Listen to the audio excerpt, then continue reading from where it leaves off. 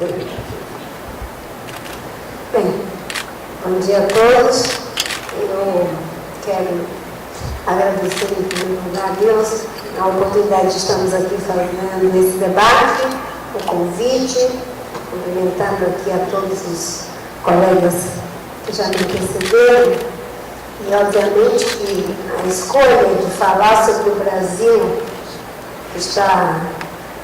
que dá certo e levantar dados, né, dessas conquistas é muito importante. E eu queria propor aqui uma perspectiva para dialogar com o mundo da política, do qual eu faço parte, e que, obviamente, a sociedade brasileira, nos últimos anos, tem visto com um certo estranhamento, com justa razão. Portanto, talvez eu não tenha uma visão tão otimista quanto aqueles que me antecederam, o que já é um paradoxo, porque geralmente os políticos vêm com um discurso otimista e os agentes econômicos fazem, enfim, o seu reclame em função das dificuldades. Eu queria propor uma ideia. Dizem os linguistas que toda a linguagem se firma em cima da dualidade opositiva. E se a gente tem uma perspectiva de afirmação em relação a um determinado aspecto da realidade, o Brasil que dá certo, e se a linguagem se firma pela dualidade opositiva, quando nós afirmamos o Brasil que dá certo, embutido em tudo isso, tem uma sustentação. Tem um Brasil que também não está dando certo. Então, para não perder de vista esse terreno, esse cenário, até porque, depois das manifestações de junho, seria impossível dizer que o Brasil está dando certo na política. Eu acho que, ultimamente, não está dando certo. E começar também a introduzir uma outra coisa. Eu sei que a sociedade brasileira está cansada das protelações do gerúndio. Estamos discutindo, estamos debatendo, estamos fazendo, estamos resolvendo. Mas eu gosto muito de uma perspectiva de alguém que disse, não sei se foi o Lacan, de que o ser humano está condenado a viver no gerúndio. Porque se eu disser sou feliz, é uma posição fixa. Se eu digo sou triste, é uma posição fixa. Se eu digo já estou realizada, é uma posição fixa. Eu posso dizer que eu estou sendo feliz, próspera, realizada, porque isso me coloca em movimento. Então eu vou propor aqui arriscadamente o gerúndio. O Brasil que está dando certo e o Brasil que não está dando certo. Existe um Brasil que está dando certo e um Brasil que não está dando certo, para que a gente possa trabalhar com todas as variáveis, sob pena da gente olhar um aspecto e não cuidar do outro, obviamente que para corrigir aquilo que não está dando certo. Então, eu estou introduzindo aqui essa ideia de Brasil em movimento. Tem um Brasil que está dando certo e um Brasil que não está dando certo. Eu diria que o Brasil, que hoje, corretamente, por números, foi aqui colocado como o Brasil que está dando certo, ele é fruto de ações amplas que a sociedade brasileira, no seu conjunto, foi capaz de realizar. A decisão de reconquistar a nossa democracia, do ponto de vista político, é a revelação desse Brasil que está dando certo. A decisão política dos brasileiros em conquistar a estabilidade econômica no ambiente em que tínhamos inflação galopante, só para citar um exemplo que os senhores falaram como um dos mais difíceis, inclusive, para o vosso setor, foi uma decisão correta. E nós colhemos os frutos dessa decisão que aconteceu em governos anteriores. Eu faço questão de falar dessa forma, porque no Brasil e nos países jovens, a gente tem a mania de parecer que a gente está inventando a roda pela primeira vez o tempo todo. E não institucionalizar de forma saudável e sustentável as conquistas que são da sociedade. A conquista da democracia não é apenas daqueles que foram às ruas, que lutaram, que pagaram com exílio, com suas vidas, para reconquistar a democracia. Hoje ela é uma conquista de todos nós, inclusive daqueles que nem existiam no tempo dessa conquista. Institucionalizamos de forma sustentável algo que passou a ser um valor, um direito de todos os brasileiros. A decisão de dar sustentação política para que tivéssemos os governos que investiram na estabilidade econômica, criando meios de política macroeconômica, com responsabilidade fiscal, com câmbio flutuante, com meta de inflação, que hoje está ameaçada. Portanto, é o Brasil que não está dando certo oculto aqui, naquele que está dando certo até hoje, colhendo os resultados, né? Essa foi uma conquista que nós podemos referenciá-la em um governo. No entanto, ela não pode mais ser apenas daquele governo, daquele partido. É uma conquista de todos nós.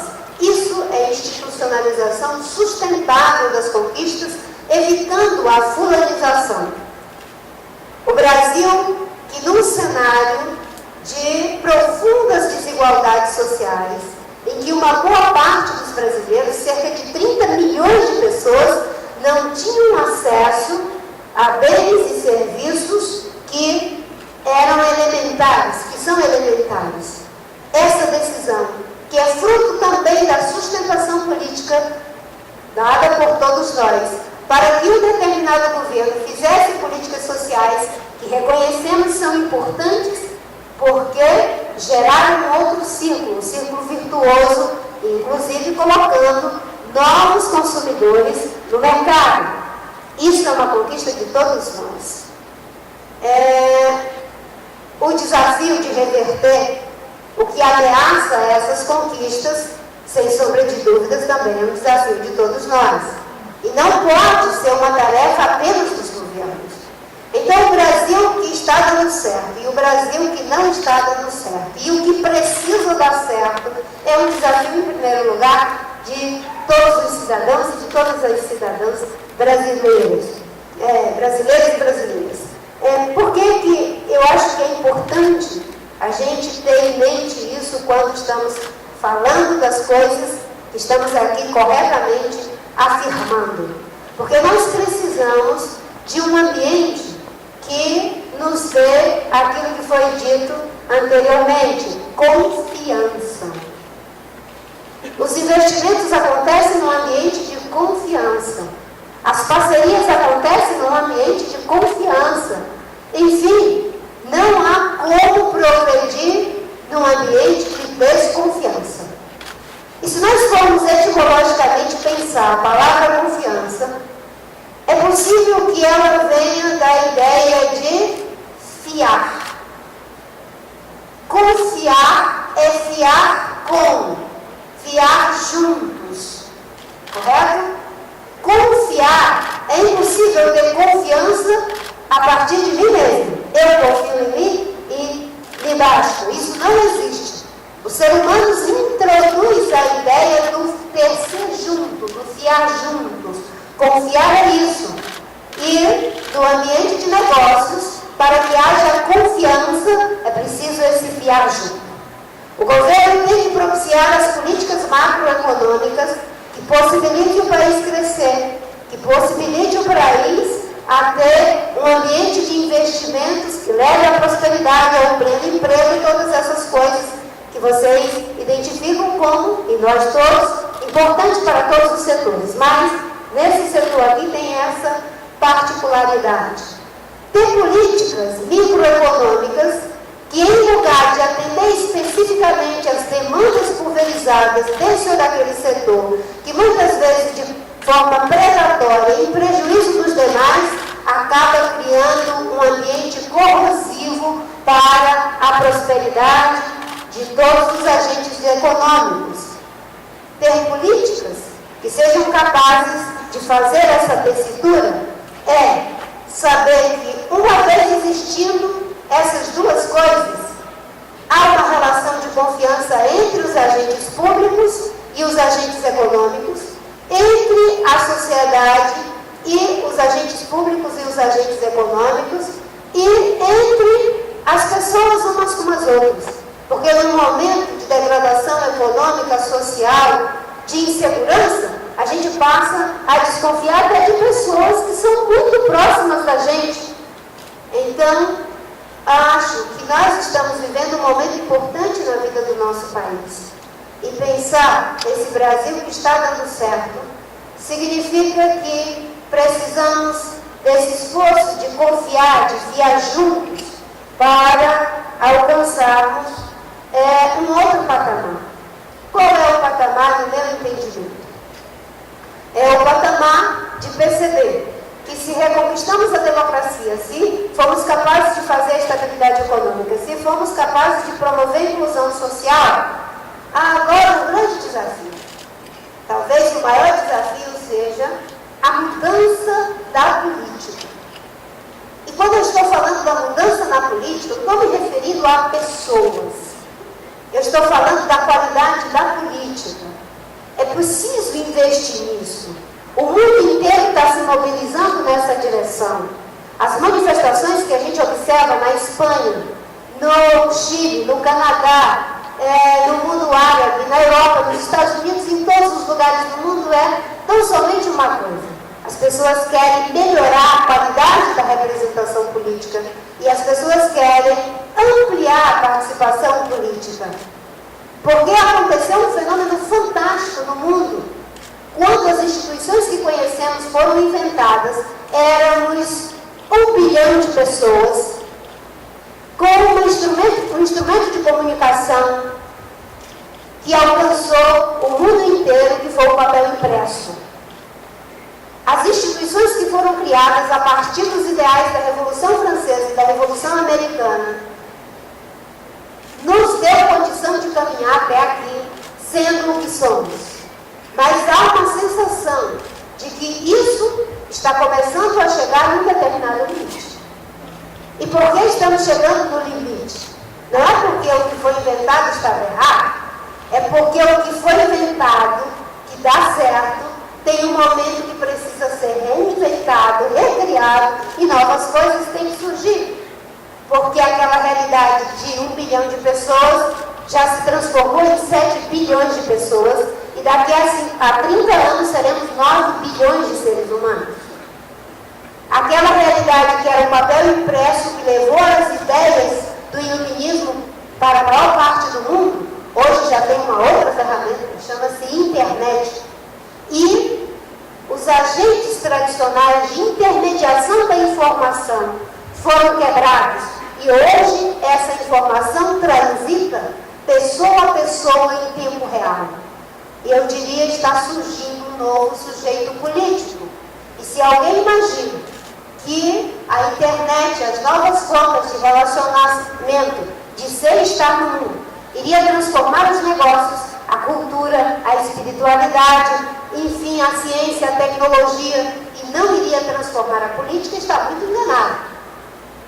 A política precisa rapidamente atualizar-se, ressignificar a sua experiência para poder dialogar com esse novo sujeito político. Esse novo sujeito político apareceu aqui no Brasil em junho.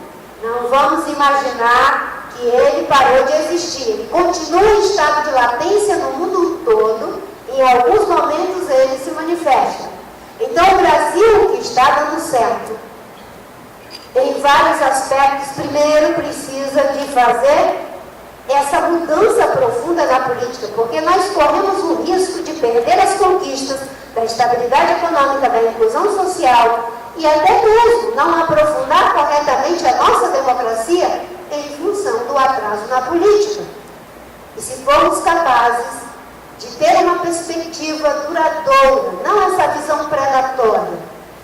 É por isso que eu tenho reivindicado nesse movimento, junto com o Eduardo, depois da impossibilidade de ter a rede de sustentabilidade, de que nós não precisamos da velha lógica da oposição pela oposição. Isso é insustentável. A oposição pela oposição só vê defeitos, mesmo quando as virtudes são evidentes. Existem aqueles que nunca vão ver qualidades no plano real, porque tem a lógica da oposição pela oposição. E aqueles que nunca vão ver nenhuma qualidade no Bolsa Família, porque tem a lógica da oposição pela oposição. Então, qual é a saída para que as coisas comecem a dar certo também no campo da política? Eu tenho insistido, esse mundo em transformação precisa de quem assume posição. Assumir posição dá trabalho, porque eu tenho que olhar no mérito cada coisa. Se eu tenho um alinhamento político a priori, e ele fala uma coisa, eu já estou batendo palma. Se eu tenho que firmar uma posição olhando no mérito que ele diz, algumas coisas eu vou bater palma, outras mais ou menos, e outras não vou bater palma. Isso é o mundo que se coloca hoje com esse novo sujeito político. Já não é mais o ativismo dirigido pelo partido, pelo sindicato ou pela liderança carismática. E eu digo isso com uma certa tranquilidade, porque eu acho que eu tenho um certo carisma. O ativismo que está colocado no mundo hoje, e isso também pode ser pensado no terreno das empresas que estão muito adiantadas na nossa frente, dos políticos, é o que eu chamo de ativismo autoral.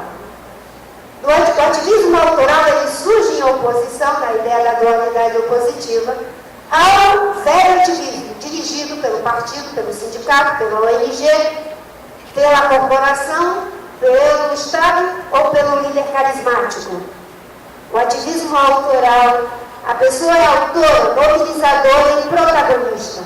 Portanto, o Estado, as instituições políticas e as empresas vão ter que começar a lidar com esse novo sujeito político, que é autor, mobilizador, protagonista. E eu tenho muita esperança de que isso é o grande passo para que o Brasil e o mundo possam dar certo. O Brasil está para o século XXI, como estiveram os Estados Unidos para o século XX. Um país de cultura jovem, concorrendo com países de cultura que são antigas, culturas milenares, e que foi capaz de se tornar mais desenvolvido do que elas. O Brasil reúne as condições para dar um salto significativo, mas para isso vai ter que fazer as transformações que precisam ser feitas. E nessa ideia de não ser oposição por oposição, situação por situação, um passo importante é assumir o compromisso de manter as conquistas. Independente de quem seja o governo. Assumir o compromisso de não ser complacente com os erros. Assumir o compromisso de corrigir esses erros. Assumir o compromisso de encarar os novos desafios. Quais são os novos desafios da agenda como um país como o nosso? Dialogando com o termo de referência aqui proposto. Sem infraestrutura, tudo que nós ainda estamos vivendo é um efeito supernova, porque vai bater no teto a nossa capacidade de crescimento, a nossa capacidade de aumentar a nossa produção. Hoje nós perdemos 30% da nossa produção agrícola por falta de infraestrutura, de armazenamento e de transporte decente, o que encarece os produtos para os senhores em função de uma série de outras dificuldades e que diminui o acesso das pessoas aos produtos que deveriam ser adquiridos. Perdemos 30% da nossa energia produzida também em função da falta de uma visão estratégica para a política energética do nosso país, o que é um gargalo para todos nós, para esse Brasil que dá certo. Como pode o país que tem a maior área de insolação do planeta não considerar no seu plano decenal de energia investir em energia solar? Como pode produzir um pouco de energia eólica e não ter os linhões de transmissão para integrar ao sistema de distribuição? Como podemos não ter uma matriz diversificada para não depender de uma única fonte de geração, por mais importante que ela seja, como é o caso da hidroeletricidade? O Brasil que dá certo é o Brasil que pensa estrategicamente apoiado em uma visão, em um novo processo e na criação de novas estruturas. Não é o Brasil que nega as conquistas, que faz tábua rasa do que nós já conquistamos. Não, pelo contrário. O Brasil que dá certo é esse Brasil que é capaz de ter uma agenda de longo prazo, no curto prazo dos políticos. A nossa lógica, eu estou só criticando o nosso lado aqui, é de política de curto prazo para alongar o prazo dos políticos. Política de curto prazo para alongar o prazo dos políticos. Quando, na verdade, a gente precisa de política de longo prazo no nosso curto prazo político. Isso é o quê? Uma agenda. Quem é que coloca a agenda? O partido? O líder? Também, mas principalmente a sociedade. A Alemanha faz planejamento de 20, 30, 40 anos. E não é porque muda da social-democracia para os conservadores que muda a agenda assim da hora para outra. A Inglaterra a mesma coisa. No Brasil, muda as eleições, muda tudo. Existem investimentos em infraestrutura, educação, saúde, saneamento básico. Todas essas ações são agendas de longo prazo. Uma vez dado o termo de referência, essa é a agenda, independente de quem é o partido, isso tem que ser feito. Isso é avanço na política. Eu vou parar por aqui, porque esses anos todos eu tenho trabalhado com a ideia de desenvolvimento sustentável. E a sustentabilidade, está rindo que eles ela arranjar um jeito.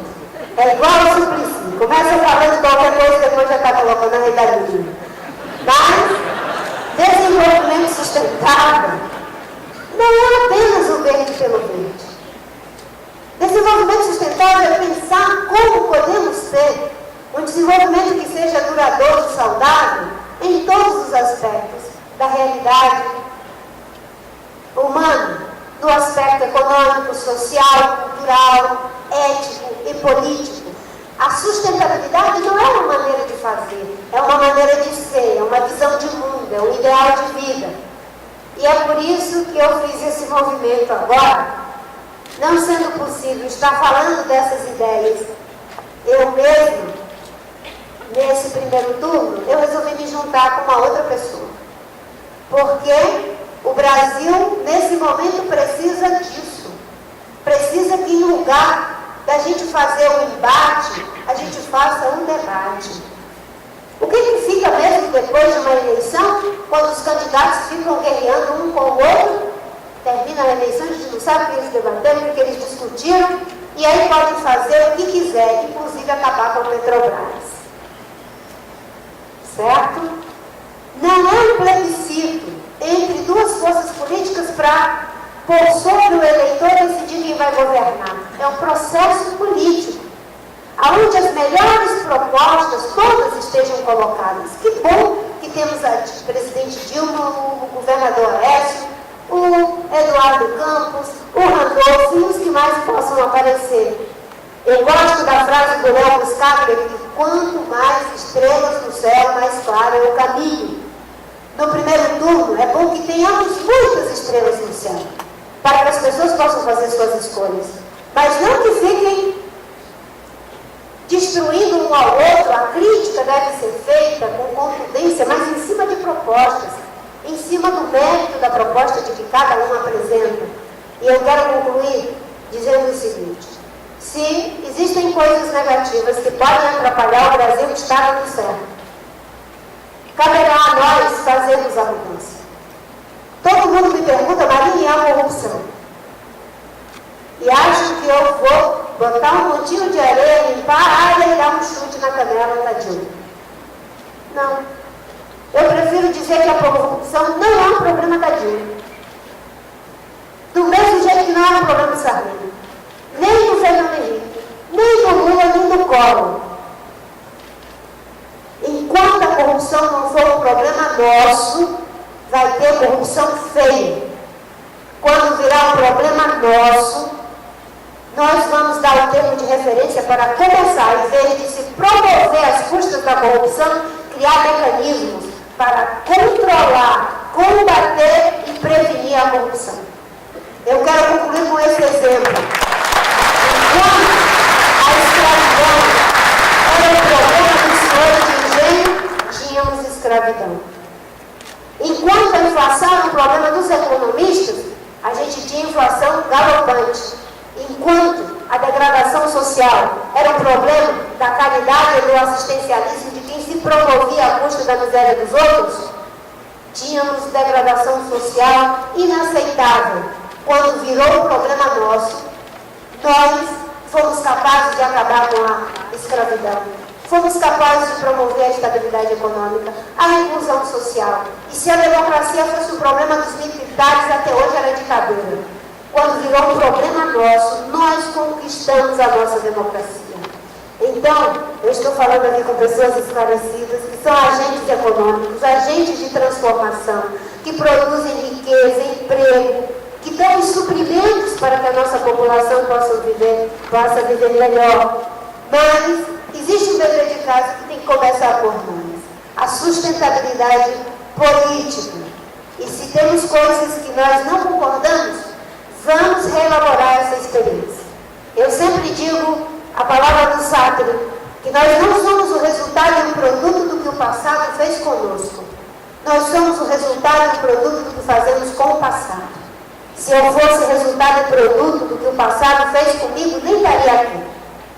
Nasci num regime de semi-escravidão no meio da floresta amazônica, perdi a minha mãe aos 14 anos, fiquei analfabeta até os 16, alfabetizada pelo Mobral, fazendo supletivo de primeiro e segundo grau, tendo pego 5 malárias, 3 hepatites e uma leishmaniose e uma contaminação por metais pesados. Se fosse resultado e produto do que o passado fez comigo, não estaria aqui. Mas fazer alguma coisa boa com esse passado me faz estar aqui cheia de vida e de esperança. Não para fazer um embate, mas para fazer um debate. Não para fazer um plebiscito, mas para fazer um processo. Não para que a gente simplesmente fique satisfeito com o que já conquistamos, sem encarar o que ainda precisamos conquistar. Então, eu quero agradecer por essa oportunidade, porque o Brasil que está dando certo pode ser melhor se nós nos dispusermos a fazer esse compromisso. Manter as conquistas, corrigir os erros, enfrentar os novos desafios e uma agenda estratégica para o Brasil, independente de quem é o governo que a sociedade democraticamente haverá de escolher. Muito obrigada.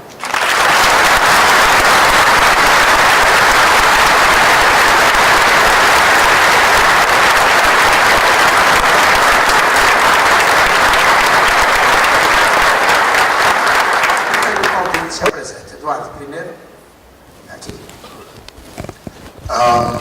Pessoal,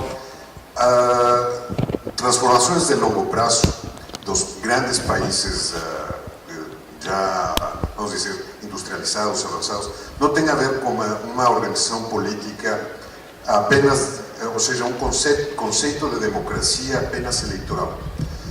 O conceito de democracia eleitoral é muito pobre.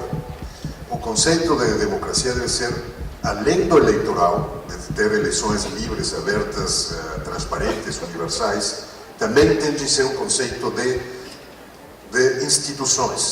instituições de Estado que miram além do eleitoral. Instituições que trabalham para o Estado brasileiro como um conceito de cidadãos, de sociedade, de território, de meio ambiente, de recursos, de longo prazo, que estão isentos das questões eleitorais, que podem planejar para o futuro. Melhor, que dão certeza, que dão confiança, que dão essa questão de confiança, pessoal. Eu queria fazer um rapidíssimo resumo desse conceito e como ele dá melhores condições para essa agenda de produtividade. Confiança, pessoal, é boa porque é barata, porque é boa porque é eficiente. Primeiro efeito da confiança, na taxa de juros. Ou seja, um país de grande confiança tem uma taxa de juros menor. Taxas menores implicam movimentação econômica. Quando você tem altas taxas de juros, você está, de alguma maneira, precando a economia. Ela não consegue emprestar, não consegue o crédito fluir da maneira correta. E a taxa de juros é um indicador perfeito da confiança do país como um todo. Primeira questão. Isso aí desde o macro, mas no micro, confiança é eficiente porque se você tem, ao longo de uma rede, de uma corrente de valor, em cada um dos elos tem controles. Se você confia no elo que está próximo de você, você pode economizar controles, diminuir controles. Isso, se eu tenho confiança no fornecedor, não preciso duplicar o controle. Ele pode ter um controle, os dois podemos consertar o mesmo tema, e aí economiza a corrente de valor, toda vira muito mais simples. Países como os Estados Unidos partem do princípio de confiança entre um cliente e um fornecedor. Eles confiam, em princípio, até que uma das partes mostre o contrário. Os países latinos como nós, começamos desde o princípio oposto. Começamos em não confiar. Então, como não confiamos, então temos de botar um monte de controles, contratos complicadíssimos, porque pensamos que aquele outro não vai cumprir, que aquele outro vai falhar.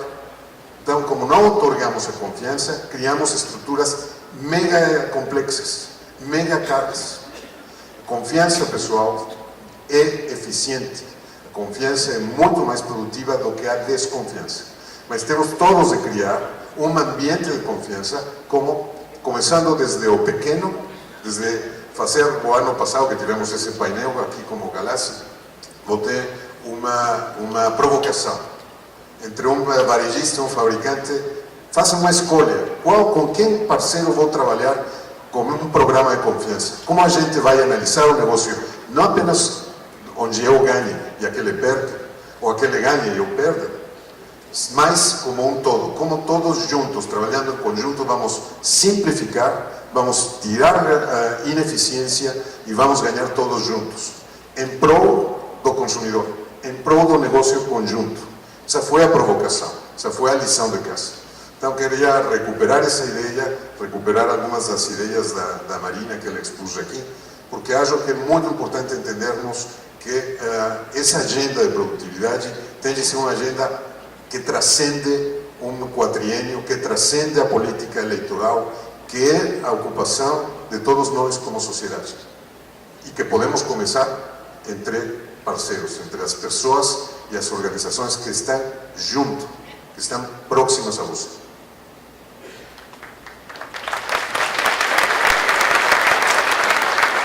Quando faltou o som, não fui eu que pedi para cortar a sua apresentação.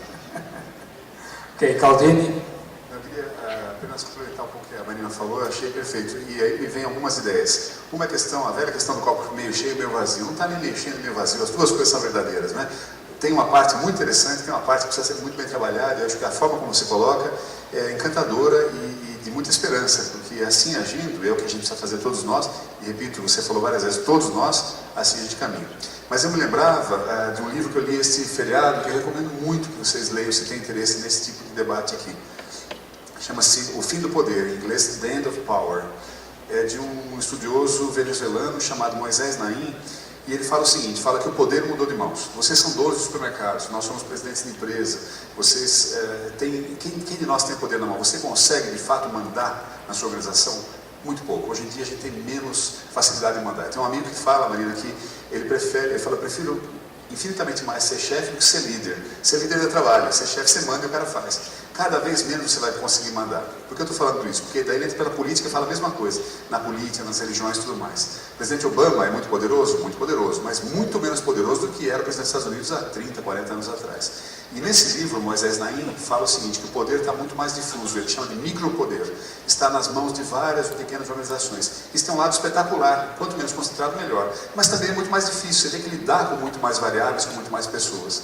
Então, quando a Marina fala isso, eu fico pensando exatamente isso. E ele fala uma parte ali sobre a política, ele fala, cada vez é mais difícil também você exercer um cargo público, porque você tem uma série de interesses, alguns justos, alguns não justos, uma série de pressões, de lobby de toda parte, e você tem que lidar com tudo isso. Ele diz até das economias maiores do mundo, as 50 maiores economias, se não me engano, ele fala 4 ou 5 apenas, o presidente e o primeiro-ministro têm o parlamento na sua mão. Nas demais ele tem que negociar, porque não tem a maioria no parlamento. Então, nosso mundo daqui para frente, seja na iniciativa privada, onde estamos nós todos, seja no governo, vai ser mais difícil nesse sentido. Vai ser, como bem advoga a Marina, no meu entender, uma nova relação, um novo deal. E o que é fundamental é que a gente se mantenha atento a isso e moralmente correto para poder ter essa discussão que você muito bem propôs. Muito bem. Nós estamos, na verdade, Nós estamos aqui numa convenção de supermercadistas. E eu queria perguntar ao Galassi, na verdade, como é que os supermercados estão colaborando e podem colaborar mais para esse Brasil que dá certo?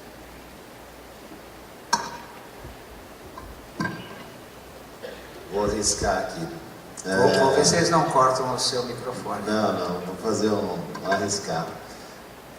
Quem daqui, seu primeiro emprego foi no supermercado? Levanta a mão, por favor. Vejam só. Obrigado, pessoal. Nós temos 4,5 milhões de empregos formais que o setor hoje contém dentro dos seus negócios. Ou seja, empregamos 4,5 milhões no Brasil. Desses 4,5 milhões, boa parte desse grupo de pessoas é o primeiro emprego. A responsabilidade e a contribuição para o primeiro emprego no país, no setor de supermercados, é algo extraordinário. E é algo que, de fato, contribui para o Brasil poder dar certo. Porque gera renda, gera conforto para suas famílias, gera conhecimento, muito conhecimento.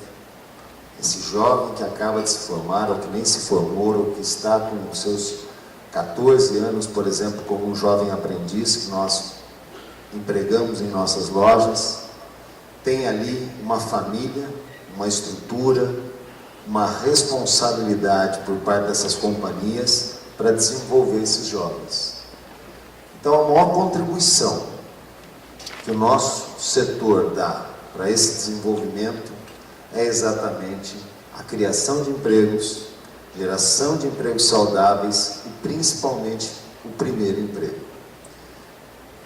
Indo um pouco mais além, eu acho que nós temos uma distribuição exemplar.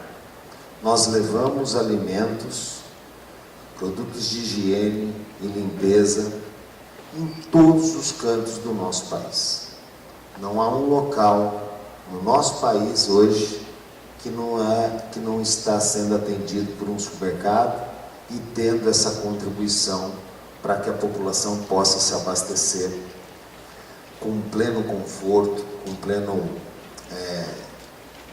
com uma ampla variedade. Então eu acho que o que o nosso setor faz pelo desenvolvimento desse país, nos empregos formais, nos empregos diretos e indiretos, é algo extraordinário. A minha preocupação, Marina, ontem o professor Falcone estava aqui e comentou que o grande problema do nosso país é que ele precisaria ter uma reforma política, porque a partir da política nós teríamos a fiscal, a tributária, a trabalhista. Sem antes termos essa reforma política, não poderemos avançar nesse sentido. E o que nós estamos vendo é que a falta dessas reformas em nosso país tem prejudicado os nossos primeiros empregos, tem prejudicado os empregos no Brasil. Já estamos vendo lojas reduzindo seus horários de atendimento, lojas sendo pressionadas a mudarem as suas políticas de serviços em função dos altos impostos, em função de um processo de falta de segurança.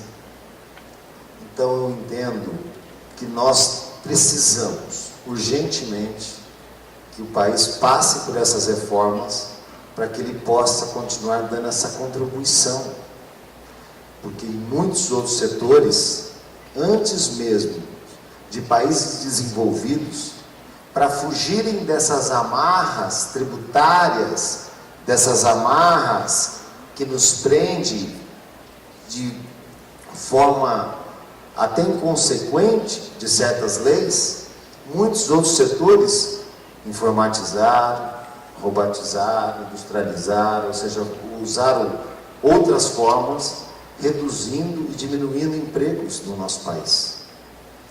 E isso ocorreu em função da preocupação desses setores em não ter mais também esse enfrentamento tributário, essa carga tributária que tanto pesa sobre os salários. E hoje começo a observar esse primeiro processo começando a acontecer no nosso setor. E isso é muito preocupante, porque se o nosso setor começar a diminuir o número de empregos, começar a atuar de forma que não tenhamos mais esse número de pessoas que nós empregamos hoje, nós vamos diminuir os serviços, nós vamos deixar de dar um atendimento de qualidade aos nossos consumidores, e o responsável por esse processo, desse atendimento com qualidade, são os colaboradores, esses 4,5 milhões, diretos e indiretos, que todos esses empresários executivos aqui contratam, treinam e desenvolvem. Então, a vocês até eu agradeço, e acho que o setor como um todo e toda a sociedade agradece a contribuição que vocês dão para o nosso país, gerando o primeiro emprego na nossa sociedade.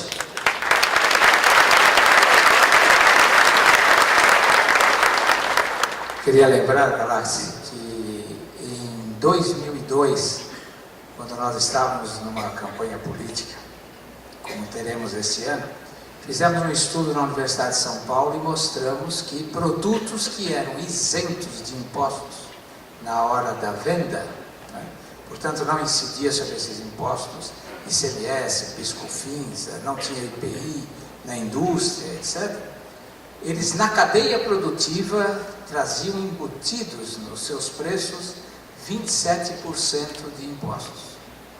E agora o Instituto de Estudos Tributários tem mostrado que isso subiu para 37%. E não existe nenhuma forma mais eficaz para retirar capacidade de consumo da população mais pobre do que embutir impostos que ninguém enxerga. Ou seja, aquele modelo de impostos regressivos, tá certo? Aonde a gente taxa o trabalho e acaba taxando o consumidor, que compra, paga, já pagou quando recebeu o salário, e depois paga de novo quando compra os produtos, ainda que seja de primeira necessidade, como arroz, feijão, pão, leite e assim por diante. Então, eu acho que essa foi muito bem lembrado da sua parte, porque esse é um problema que realmente temos que enfrentar. E aí fica uma sugestão para a ministra. Ontem teve uma premiação, foi feita uma pesquisa entre empresários, no Jornal de Circulação Nacional, dava conta de que é fundamental que se faça as reformas. E as reformas, elas de fato aparecem, né, em todos esses momentos como o que nós estamos vivendo agora. E eu tenho insistido de que talvez elas não sejam fáceis de serem feitas. Primeiro porque quem as vai fazer também tem uma agenda de interesse. Que no Brasil se criou também essa anomalia da classe política. Não existe classe política. Os políticos, eles são ceifados entre as diferentes classes, para mediar os interesses das diferentes classes. Quando eles mesmos se transformam numa classe, aí passa a mediar o seu próprio interesse. Então, talvez seja por isso que até hoje não saiu a reforma tributária, a reforma da Previdência, a trabalhista e a reforma política. E não é fácil, eu cheguei a essa conclusão, porque se o sociólogo ficou 8 anos e não fez a reforma política, o operário ficou 8 anos e não fez a reforma trabalhista, eu não vou querer cair na armadilha de dizer que isso é fácil e que basta votar no Eduardo que amanhã a reforma está feita. Porque na campanha que eu participei em 2010, eu fazia esse questionamento e vi que os que já tiveram a oportunidade de dizer que iam fazer, não fizeram. Eu digo, se eles não fizeram, talvez é porque não seja fácil. Porque a única coisa que fizeram foi reformar o compromisso de fazer a reforma. Então, nesse momento, eu acho que a gente tem que dar sustentação para esse processo que talvez tenha mesmo que começar é pela reforma política. Melhora-se a qualidade da política para ver se é possível, a partir daí, alcançar as demais reformas. Mas isso não é que a gente vai fazer primeiro uma, depois outra, senão daqui a pouco, eu acho que é um processo que tem que ir progressivamente. No caso da reforma tributária, o que nós falamos e que continuamos falando, são 3 coisas importantes. Primeiro, o princípio da justiça tributária, que tem a ver com o que ele falou. Quem pode mais, quem pode menos, paga mais, porque vem um imposto invisível dos produtos que adquire e que não tem como deixar de adquirir, porque a sua alimentação são coisas básicas. O princípio da justiça tributária, a simplificação, porque a complexidade que envolve o nosso sistema tributário faz com que uma boa parte dos recursos da força de trabalho tenha que ser utilizada tão somente para pagar os tributos. A simplificação tributária. E um outro aspecto importante que devemos e que trabalhamos com essa ideia para a reforma tributária, além do princípio da justiça tributária, da simplificação, é que nós devemos reduzir os tributos também. Agora, isso não é mágica. O Eduardo tem insistido de que não adianta dizer que vai fazer amanhã, até porque um dos grandes aliados da reforma tem que ser o ministro da Fazenda. E se você disser isso vai ser feito tudo de uma vez, o próprio Ministério da Fazenda vai operar com todos os meios que dispõe para que isso não aconteça, porque ele não quer perder receita. Se você fizer isso gradativamente, talvez você consiga fazer, né? E uma outra coisa importante é que é possível assumir um compromisso de não elevar tributos. Esse é possível fazer já de antemão, não ter mais aumentos de tributos e trabalhar para que a gente faça todas essas reformas. Elas não tão fáceis e precisam ser feitas. Em 2010 eu defendia, é possível fazer uma constituinte exclusiva só para as reformas, aonde a gente tenha deputados eleitos só para isso, para não contaminar com o seu interesse particular. Uma série de juristas e pessoas que eu respeito muito disseram, senadora, não diga isso, isso não tem base constitucional. Se não tem base constitucional, não podemos defender, correto? Porque temos que orientar nossas ações pela Constituição. Mas se tivesse, talvez esse fosse o caminho. Não sendo possível esse caminho, esse de fazermos a reforma política. Agora, para concluir, eu acho que a reforma política passa primeiro por um realinhamento político. E o realinhamento político é em cima de uma agenda estratégica para o Brasil, inclusive as reformas. Será que é possível a gente juntar os melhores desse país para dar sustentação a esse projeto? Eu acredito profundamente nisso. Eu digo às vezes que o PT e o PSDB ganharam as eleições e tiveram que ser tutelados pela velha República, com todo o respeito pela velha República. O Fernando Henrique, com todo o respeito pela memória do senador Antônio Carlos Magalhães, teve que ser tutelado pela força que ele tinha, simbolicamente falando. O presidente Lula, com todo o respeito, porque caminhamos juntos durante 30 anos, quase 30 anos, mas teve simbolicamente que ser tutelado pelo presidente Sarney. Quando me perguntam como é que vão fazer para governar com os melhores, do PT, do PSDB, do PMDB, de todos os partidos. Essas pessoas existem e elas estão no banco de reserva. Elas precisam ser convocadas pela sociedade brasileira para entrar em campo. Simbolicamente, nós temos uma pessoa como...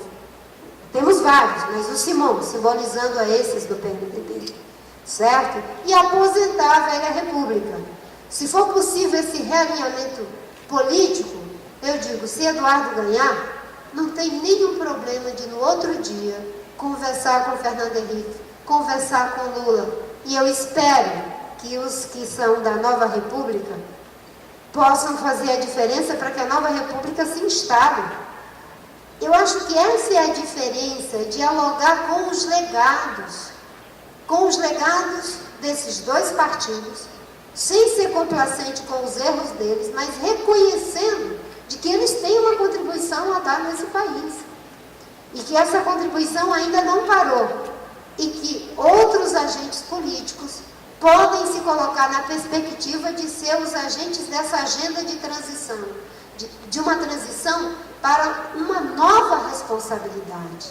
Não dá para, no Congresso, a governabilidade ser em cima da distribuição de pedaços da Petrobras, de pedaços dos ministérios, de pedaços disso e daquilo outro. É isso que está levando a essa situação que nós estamos. A governabilidade tem que ser programática. Se para o PSDB o importante é a estabilidade econômica, é em cima dessa agenda que a gente conversa.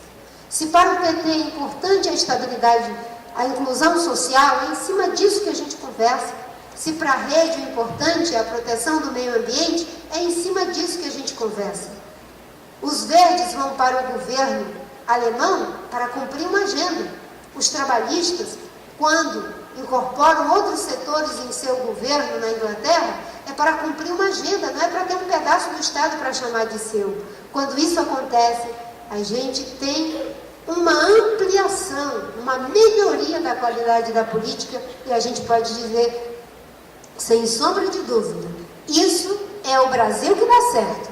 O Brasil que é capaz de, em cima de uma agenda, dialogar. Eu nunca me esqueço, quando o Fernando Henrique ia para Joanesburgo, para a Convenção do Clima, e não tinham ratificado o protocolo de Kyoto.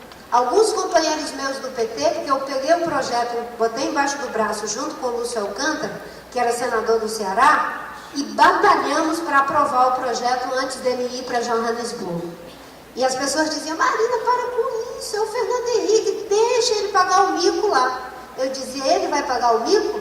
Quem vai pagar o mico são as florestas brasileiras. Quem vai pagar o mico somos nós. Isso não é política de partido, é política de Estado, é política de país. E essas pessoas, elas existem. Nós é que temos que tirar elas do banco de reserva, porque, como ele disse, não é nas eleições. O melhor momento da colheita não é durante a cheia, é na vazante, quando ficam os melhores nutrientes. Depois das eleições, é o momento da gente começar a criar a agenda. Qual é a agenda? A agenda é essa. Quem são os partidos que estão comprometidos com essa agenda? Os homens e mulheres de bem vão aparecer. E as reformas deixarão de ser reformadas no compromisso para poderem ser reformadas na prática no Congresso Nacional. Muito bem.